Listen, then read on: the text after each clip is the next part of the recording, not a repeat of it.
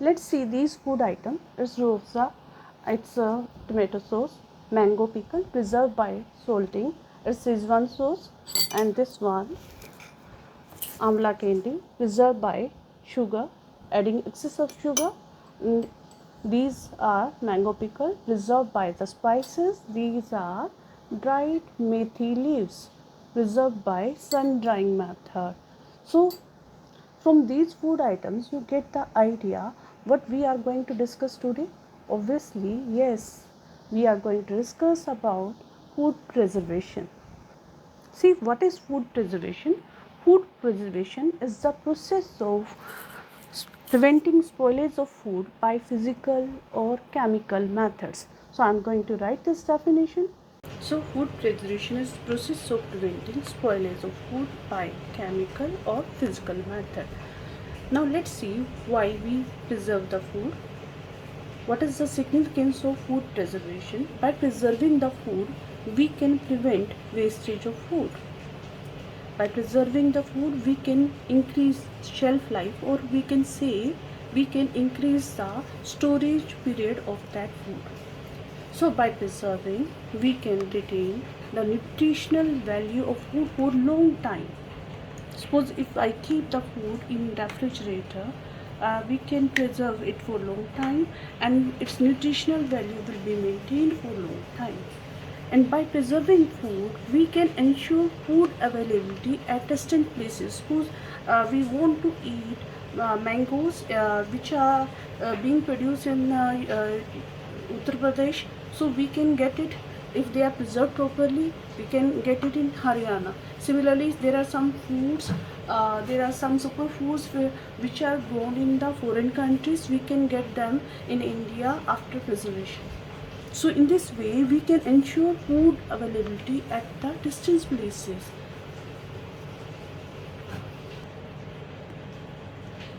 Now, in NCRT, it's mentioned there is a case is given uh, when we left the bread for. We know that if we keep the bread undisturbed in under moist condition, there will be patches of fungi will be there on the bread. If you keep the bread, suppose in there is a rainy season. In rainy season, if you keep the bread for 3 to 4 days, and you will see there will be the black green patches on the bread with some black dotted structures will be there in that. So that kind of patches are there on the bread. So these patches are due to fungi, and if we consume this bread without saying that, there will be vomiting may be there, diarrhea may be there, so symptoms of food poisoning may be there. So we should not consume the bread with the fungi. So if we preserve the bread, if we keep the bread in refrigerator, we can keep it for long time. So by preserving food, we can increase the shelf life of the food. You can see these kind of patches on the bread. These green black patches will be there on the bread due to fungi. We should not consume this kind of bread. One more case study given in NCRT, that Pihili, she bought some mangoes from the market, and she has not used these mangoes for many days. When she came back, the mangoes get spoiled, but she observed that mango pickle made by her grandmother, it was not spoiled for many years together. So that means what is special in this mango pickle, that it is not getting spoiled.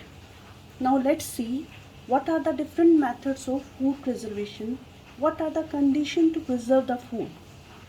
So now you will be clear that food gets spoiled due to the microbes. Microbes can be bacteria and it can be fungi. So it can be bacteria or it can be fungi that can spoil the food.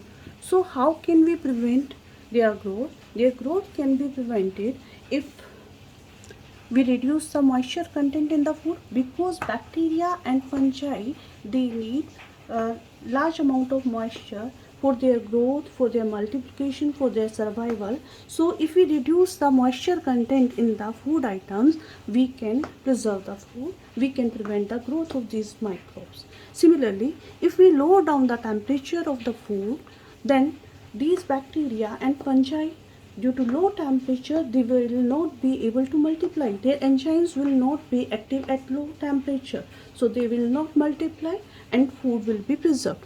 Last one, if we increase the temperature, suppose we boil the milk, then due to boiling, due to high temperature, the proteins present in this bacteria and fungi, they get inactivated. This bacteria get killed, fungi get killed, fungal hyphae get damaged, so they will not multiply, they will not grow further, and so we can preserve the food by increasing the temperature of food. Discuss different methods of food preservation. First method I am going to discuss is chemical method. Generally we use these two chemicals, sodium benzoate and potassium metabisulfite. Here I have taken this tomato sauce is there in my hand, and in this tomato sauce, when we were preparing the tomato sauce, I had added sodium benzoate in it to preserve it. So when we are using these chemicals will remove oxygen from the food items. So oxygen will not be available for the respiration to the microbes. So if oxygen will not be there, then microbes will not multiply and food will be preserved. So you need to learn, question can be asked like this: name two chemicals used to preserve the food items like jams, jellies, squashes. They are preserved by this method. Even sometimes, even in the pickles, we add this chemical sodium benzoate to preserve it for long time. Method is by using common salt. So this pickle has been preserved by using only common salt and some spices. So when we are using salt for preservation, what happens when we add excess of salt in the pickles? Water will come out from the microbial cell. It will come out. So moisture level get reduced in the microbial cells, and so they will not get the water for their activities, and the microbes will not be able to multiply. So by salting we can preserve the food item. Let's see some other food items besides pickle which are preserved by the salting. Sometimes in the older days, fish were preserved by salting. Even meat was preserved by salting, and in the market you see amla candies are available which are preserved by salting. Even tamarind, that is imli, that is preserved by salting.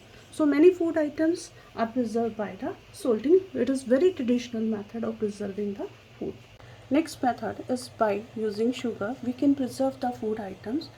What kind of food items are preserved by sugar? What we do, we add excess of sugar in those food items, like murabbas are there, apple murabba and amla murabbas are available in the market. They are preserved by the adding excess of sugar. Besides these murabba jams are there in which we add excess of sugar. So the sugar work on the same principle, that is, it will also remove water from the microbial cell. So water will not be available for the activities of microbial cell, so they will not be able to multiply, and we can prevent the microbial growth, and we can preserve the food for long duration. Next one is by using oil and vinegar. We can preserve the food, like in this mango pickle we have used the mustard oil and some spices to preserve the food. Again, oil will remove the contact of microbes with the air, so oxygen will not be available for their respiration and microbes will not be able to multiply. So in the mango pickle, you see we have used excess of oil and some spices are there. So they create the environment in which microbes will not be able to grow. Next method is by heating. So by heating, very common method. At home every day your mother used to boil the milk. So when your mother is boiling the milk in the utensil, when the at what temperature, do you know the temperature, at what temperature the milk is heated? It is heated at the 135 degrees Celsius. It is known as the ultra heat treatment, UHT. So by boiling the milk to this much high temperature, it will kill the microbes, it will kill the bacteria. So bacteria get killed. So when the this milk get cooled down, we will keep this milk, cool milk, we will keep this milk in the refrigerator further to prevent the growth of microbes. So in this way we can increase the shelf life of milk for at least 1 or 2 days by heat treatment. Method is by dehydration. It is very old method. So what is dehydration? How to define dehydration? Dehydration is the process of removal of water. Process of removal of water from the substance is known as the dehydration. It is a very old method.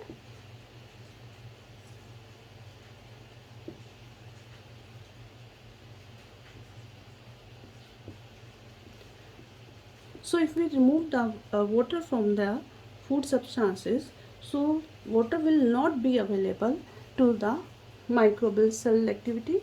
So they will not be multiply, and food get preserved. So let's see which food items are preserved by the dehydration method. You have seen your mother used to dry methi leaves in the sun, podina leaves in the sun. So I have preserved these methi leaves by dehydration method. I had dried these methi leaves in winter season in sun, then they get dried. I had preserved it till now. In the summer season I am using these methi leaves. So in this way we can preserve the food items by sun drying.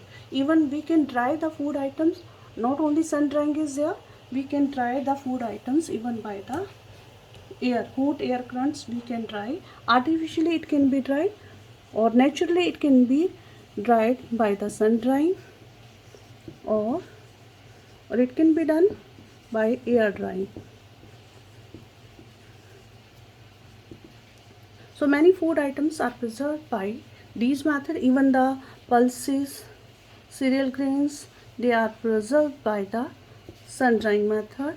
And cabbage leaves can also be preserved by this method. Even onion, garlic, so many food items are preserved by this dehydration method, because it is very cheap method, not very much time consuming, no technical knowledge is required for this method. So it is very commonly used method. Last method I am going to discuss is pasteurization.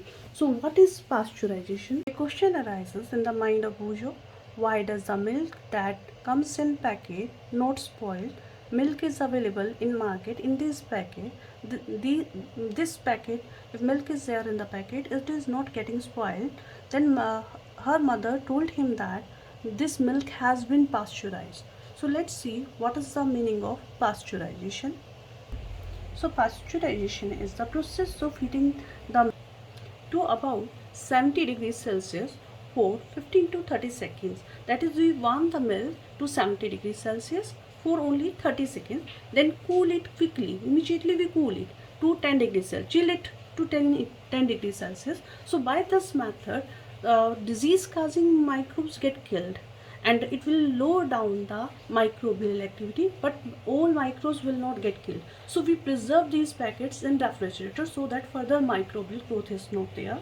And even we can consume these packets if we purchase it directly from the market, and we can consume it as such without boiling it. They are safe to use.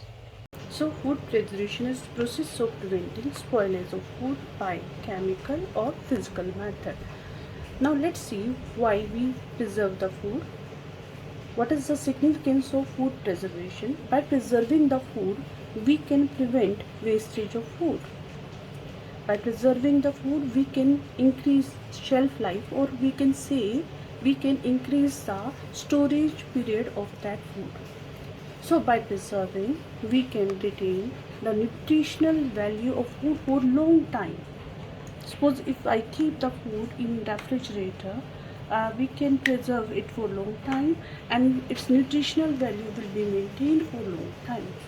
And by preserving food, we can ensure food availability at distant places. Suppose we want to eat mangoes which are being produced in Uttar Pradesh, so we can get it. If they are preserved properly, we can get it in Haryana. Similarly, there are some foods, there are some superfoods which are grown in the foreign countries. We can get them in India after preservation. So in this way, we can ensure food availability at the distant places.